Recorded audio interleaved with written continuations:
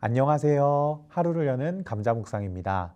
오늘의 말씀은 창세기 35장 22절입니다. 이스라엘이 그 땅에 거주할 때에 르우벤이 가서 그 아버지의 저 비라와 동침함에 이스라엘이 이를 들었더라. 오늘의 한마디는 분노를 묻고 아들을 품다입니다. 어느 날 이 본문을 읽던 아내가 저에게 물었습니다. 야곱은 왜 르우벤이 자기 첩 비라와 동침한 걸 알고도 가만히 있었어? 굉장히 난감한 질문이었습니다. 지금까지 야곱의 일생을 돌아보면 그는 자기 딸 디나가 끔찍한 일을 겪을 때에도 가만히 있었죠.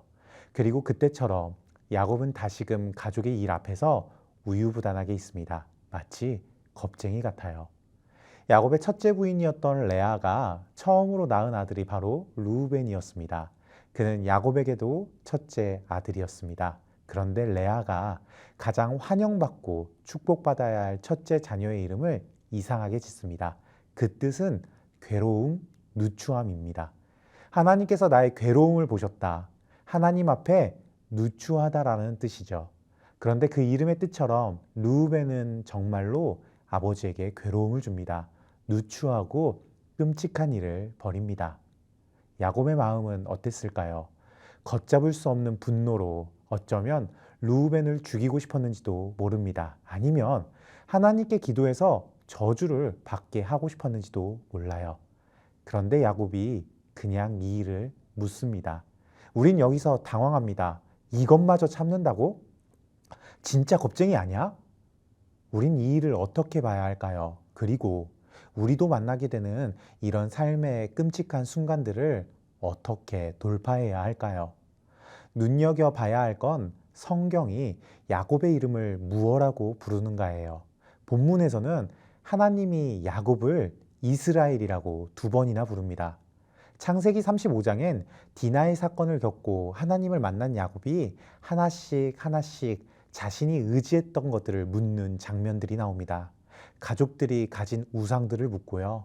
유모 드보라와 라헬이 죽고 그들을 묻습니다. 그리고 오늘 르우벤의 죄를 묻어요. 이건 성경이 그냥 말하는 사건의 나열이 아닙니다. 야곱이 의지했던 것들, 야곱이 사랑했던 것들, 야곱의 고집과 분노를 묻는 장면이죠.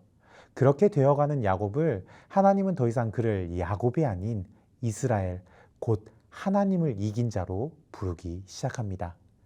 오늘 본문이 주는 중요한 메시지는 이겁니다. 야곱이 자신의 분노를 묻고 아들을 품었다. 자신의 분노를 묻고 하나님의 뜻을 이뤄갑니다. 르우벤을 버리지 않아요. 자신의 누추한 12명의 아들을 한 명도 버리지 않고 구원시켜서 결국 이스라엘의 12지파를 이루어냅니다. 우리가 살아가면서 묻어야 할 것은 무엇인가요? 우리가 의지하는 것은 무엇인가요? 혹시 내가 하고 싶은 대로의 고집인가요? 풀리지 않는 문제들에 대한 분노인가요? 아니면 하나님보다 더 의지하는 무엇인가요? 삶의 가장 끔찍한 순간에 야곱은 누추한 자기 아들을 품었습니다. 이건 야곱의 힘이 아니에요. 하나님의 힘입니다. 이게 가능했던 건 야곱이 하나님이 베푸신 은혜와 사랑을 돌아봤기 때문입니다. 오늘 우리도 하나님의 은혜와 사랑을 돌아봅시다. 나에게 베푸신 하나님의 은혜와 사랑을 기억하고 우리도 묻고 품읍시다. 여러분은 이미 이긴 자 이스라엘입니다. 여러분도 이처럼 할 수 있습니다.